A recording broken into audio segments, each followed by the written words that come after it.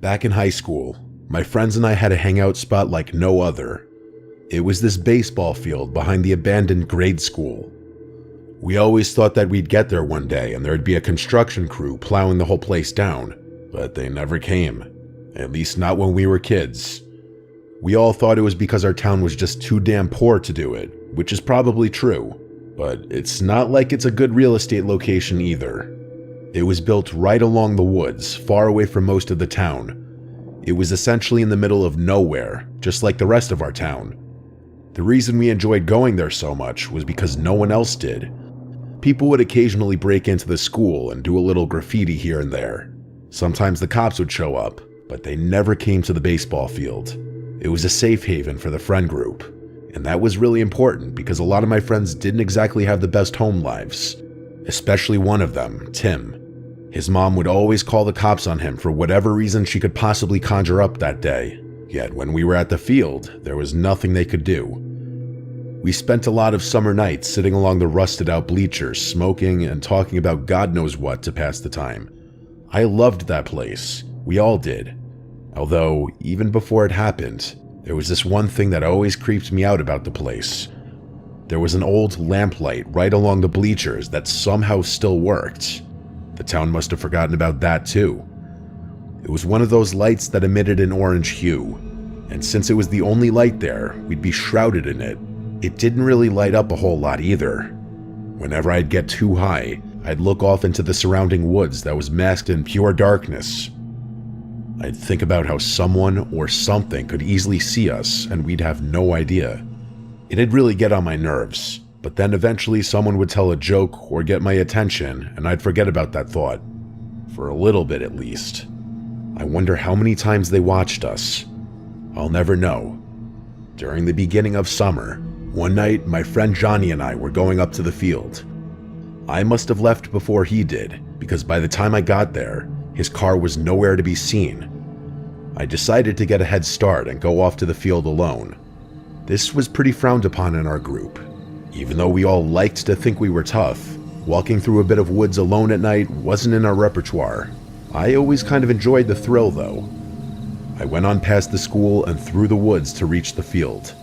I waited another 10 minutes or so, but he hadn't shown up, so I started to smoke. Another 30 minutes passed and nothing. At this point, the thrill had worn off completely. I decided to walk back to my car. I ended up jogging because of how uncomfortable I felt. I texted him a couple of times, yet he never answered, so I spent another 10 minutes in my car and then just drove home. When I woke up, I saw that he never texted back. I was a little pissed off, but I didn't think much of it. Until later in the day, when my mom asked me if I'd seen Johnny recently. I hit up all our friends, but they knew as much as me. The last time we all saw him was when we were at the field 2 nights ago. A day passed, then another. Soon enough, everyone in town knew. Search parties started running rampant. My friends and I even went on a few ourselves, but we never found him. No one did. To this day, the body was never recovered. At the time, I tried to make myself believe that he simply ran away. He was an adventurous kid. He'd talk about wanting to travel the world all the time, how this town made him feel claustrophobic. But deep down, I knew that he wouldn't leave like that. He would have at least left us a note, probably on the bleachers where no one else would find it. After about a month, I went back to the field. This time, I went alone. I was so angry at the world that I didn't care if I got mauled by some sort of animals lingering in the woods. But just as I got to the end of the woods path, I noticed there were people on the bleachers. For a second, I thought it was just my friends, considering we had never seen anyone else there before. But they weren't. I never saw these people before in my life. 3 of them were on the bleachers, sitting completely motionless. They looked like statues. But they weren't the ones that creeped me out. There was another. He was dancing and skipping around. It made me uncomfortable at how happy he was, but it wasn't an ordinary type of happiness. At the time, I figured he must have been on Molly. Now I just think he's a damn psycho. Worst of all, he looked familiar. I couldn't pinpoint him though. It's like seeing an unfamiliar face in a dream. I knew that I had seen him before, but I just had no idea where. I couldn't handle it. It was just so damn strange. So I tried to get out of there as quietly and quickly as I could. Luckily, they didn't follow. At least, I don't think they did. When I got back to my car, my first thought was to hightail it out of there, but I didn't follow that instinct. Instead, I drove around the school lot. In the back corner of the parking lot, I saw a car. I knew the model. It was the same one Johnny drove, but as I spotted it, the lights turned on. I abruptly reversed and got the hell out of there. As summer went on, I couldn't get them out of my head. I told all of my friends about it, and they agreed it was weird, but they didn't think much of it. I even stopped going to the field because of them. On a late July day, I was feeling pretty nostalgic and sad thinking about Johnny. I decided to look at the yearbook to catch up on some memories. That's when I found him. One of the janitors was in the background of a sports picture. As soon as I turned the page, I knew it was him. Same face and hair. It was the dancing man. It had to be. I couldn't believe it. I told all my friends about it, but they didn't know what to do. Eventually, I went to the cops. I'm pretty sure they thought I was crazy, but they still did do a background check on the guy. At least that's what they told me. They couldn't find a thing. Even his social security card didn't lead anywhere. I attempted to do some research myself, but I couldn't find a thing. The man was a damn ghost. Near the end of the summer, I went back to the field with a few of my friends. I couldn't get the feeling that I was being watched out of my head. Every time I looked into the abyss of the woods, I felt afraid. I longed for the feeling that I once had there, but I knew it wasn't coming back. This place was no longer a home to me. When I left that night, I never came back. Near the end of the summer, I was at a Dunkin' Donuts. It was early in the morning, so I was pretty groggy, until I saw him. The dancing man, the janitor. It looked exactly like him. At first, I thought my mind was just playing tricks on me, but the longer I looked, the more convinced I became. Then he saw me and smiled. He hurried out of the store and I followed him, but one of his buddies was parked curbside at the exit. He rushed in there and sped away before I could get to him, but what I saw horrified me more than anything else. The license plate of the car they were driving was the same as Johnny's. I knew it because he had a unique plate, 4PAC207. It was the same car I had seen a month before. Then it clicked. That was Johnny's car. They got a paint job, so I didn't notice back then, but I should have. I still beat myself up because of it. I never saw him again, or the car. Nowadays, it's all just a memory, one that I wish I could forget. Rest in peace, Johnny.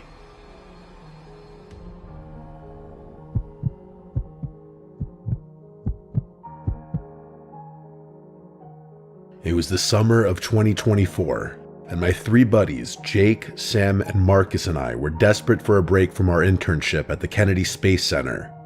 We'd been buried in rocket data for weeks, but as star geeks, we craved a night under a pristine sky.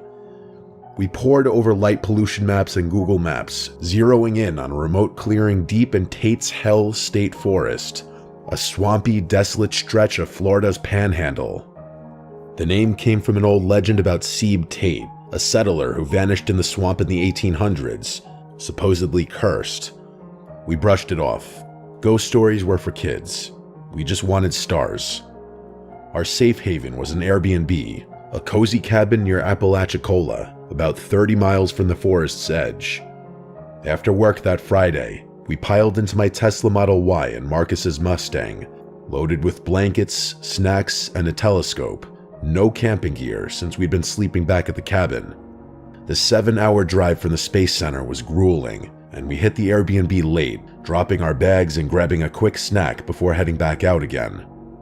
The final stretch into Tate's Hell was brutal. Narrow dirt trails twisting through dense pines and murky wetlands, and the air thick with cicadas and the occasional splash of something in the water. With no cell service, we used walkie-talkies to stay connected between cars, with their crackles cutting through the dark. Around 2 a.m., we reached the clearing, tired and buzzing. The sky was unreal. The stars were blazing like they were close enough to grab. We spread out blankets, set up the telescope, and dove in. 15 minutes later, Sam's voice hissed over the walkie-talkie from the Mustang. He said, "Yo, you see that? Headlights." My gut twisted. We turned, and a faint glow crept along the trail we'd driven in on. Out here, 40 miles from the nearest town, at 2 a.m. in a massive forest, nobody's just passing by. Whoever was out there was trouble. Jake, in the Tesla with me, grabbed his walkie-talkie. "Flash them, see what they do." I flicked the Tesla's headlights. 3 sharp bursts. An old pickup truck, rusted and battered, stopped about 100 yards off. No honk or wave or anything. Then we saw them, the shadowy figures stepping out. 2 or 3, hard to tell in the glare. They just stood there staring, and that's when we heard faint voices, low and garbled, drifting through the swamp. Whispers we couldn't make out. "This is messed up," Marcus crackled over the radio. Sam sounded spooked. "Those voices. Nobody's out here at 2 a.m. for anything good." I swung my flashlight, but the beam didn't reach, catching only shadows. Those whispers kept going, soft and sinister, making my skin crawl. Jake tried to stay cool. "Maybe locals, but let's move," he said. We agreed over the walkie-talkies to find another spot, but we set a rule. If those lights showed up again, we were racing back to the Airbnb's safety. We turned off the main trail. Anyone following us was after us. We sped a mile down a side trail, found another clearing, and set up fast. Just blankets and nerves. 5 minutes in, Marcus's voice cut through the walkie-talkie. It sounded urgent. "They're back," he said. My heart sank. Those same headlights sliced through the dark, much closer now. Then came a gut punch, an engine rev, like they were doing it as a threat. Sam said, "Get us out now." We scrambled into the cars, Jake and I in the Tesla, Marcus and Sam in the Mustang. I floored it, with the Tesla jolting over roots and branches underneath scraping like claws. Those headlights stuck to us, high beams blinding in my rearview mirror. Jake was on the walkie-talkie saying, "Marcus, you good?" Marcus replied back, "Barely, they're right there." We were 40 miles from help, just 4 young, basically defenseless interns. At 2 a.m. in a place called Tate's Hell, you don't meet good people. I pushed the Tesla to its limits with Marcus close in the Mustang. The trail veered in one direction, and for a second, as we turned, the headlights of the truck tailing us vanished. I prayed we'd lost them, but shortly after, they were back. Like they were toying with us, knowing we were trapped. We hit a fork, and I swerved left, hoping it led to the main road. The truck followed. Finally, after much more panic and stress, the dirt turned to pavement, and a faded highway sign appeared ahead. I glanced back, expecting those headlights, but they were gone. Marcus's Mustang pulled up beside us, and we stopped on the shoulder, panting, just staring into the dark. All we heard in the forest now was just crickets and the crackle of our walkie-talkies. The drive back to the Airbnb was dead silent. We stumbled into the cabin, locking the door, but even that safe haven felt unsafe after what we'd faced. Who were they? We considered some possibilities, like poachers or druggies running something shady, or something tied to those voices in the old tales of Tate's Hell. At 2 a.m. in a place like that, nobody's out for a good time. The way they watched us, the way they chased us without even rushing, it wasn't a prank. It felt like they wanted us to be afraid. We never went back. We don't talk about it. Not at the Space Center, not anywhere. But when I'm driving those lonely Florida roads at night, I think just a little part of me has permanently become more hyper-aware.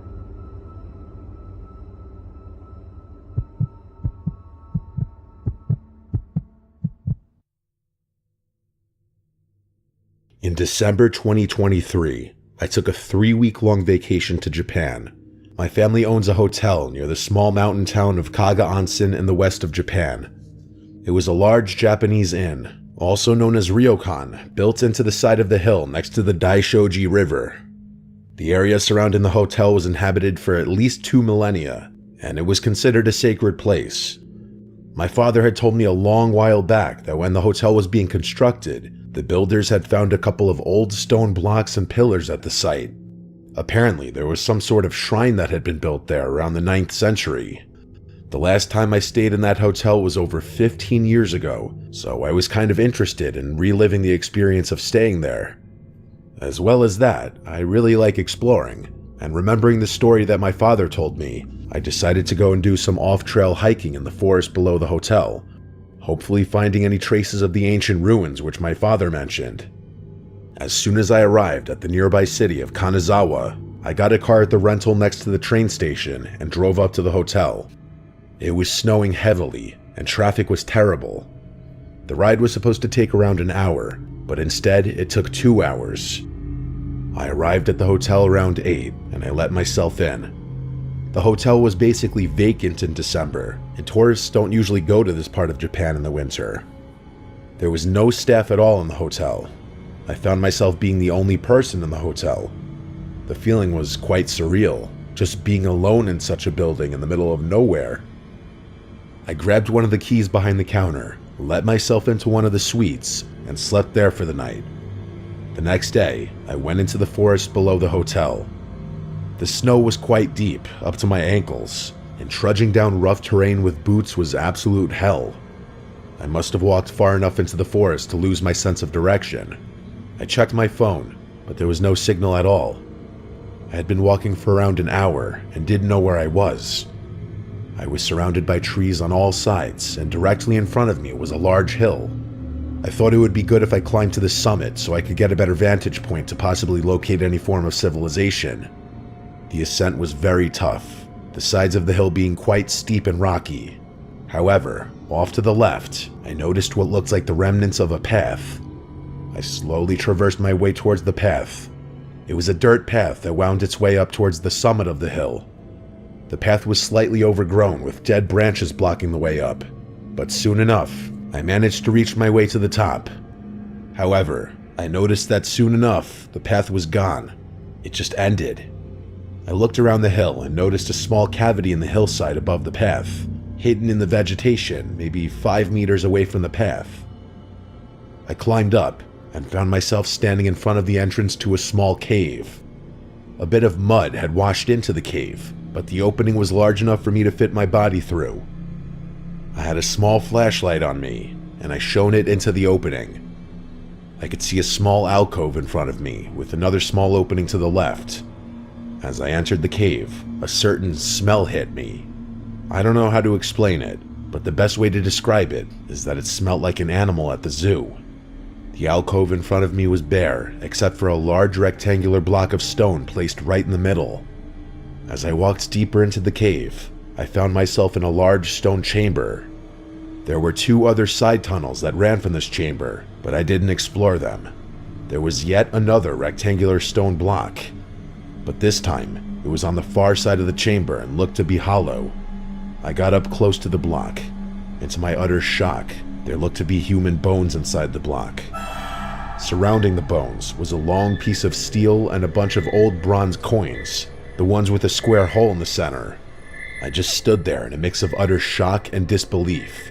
I reached down and picked up one of the coins. I don't know why I did it, just instinct, I guess. The coin was old and corroded, but some characteristics were visible on it. Before I could examine it closely, I heard a loud crash come from deep within one of the side tunnels. I quickly pointed my flashlight towards the origin of the sound. The animalistic scent got stronger, making the air feel toxic. I, for some reason, grabbed the long piece of steel resting amongst the bones and held it in front of me with one hand as a weapon. The light of my flashlight made it easier for me to see that the long piece of steel looked to be the remnants of a long blade. I started backing away towards the entrance. The smell was different this time. I could smell smoke under that overwhelming stench. I could hear a rhythmic thumping originating from deep within the tunnel. It sounded like someone banging on a drum. That's the point where I lost it. I ran out of the cave, back out towards the opening. As I ran out, I swear that I felt the entire cave vibrate and shake. I jumped out of the entrance onto the slope below and tumbled onto the snowy ground. I had dropped the blade on the snowy ground, but I didn't care to pick it up. I kept on running and running down the slope, crashing through dead twigs and branches. I ran and ran until I heard the sound of a car driving past in the distance. I soon found myself on the side of the road. I let out a sigh of relief as I collapsed by the side of the road. I managed to flag down a passing car. The driver was first reluctant to let me in, but after seeing how distressed I was, he did. Through some conversation with the driver, I found out that I was quite far from the hotel, around 4 miles. Soon enough, I arrived back at the hotel. I went back to my room, packed up everything, and got in my car. I didn't feel safe being the only person in the hotel. I drove back to Kanazawa, where I stayed for the night. This story has a follow-up though. When the hotel was up and running in February, I got a text from my father. He told me that someone had broken into the hotel through one of the first-floor windows. Surprisingly, nothing was damaged or stolen, except for the front door of my room, which was smashed wide open with some sort of blunt metal objects. I don't know if this is connected to my experience, but I am definitely not going to be staying at that hotel, ever.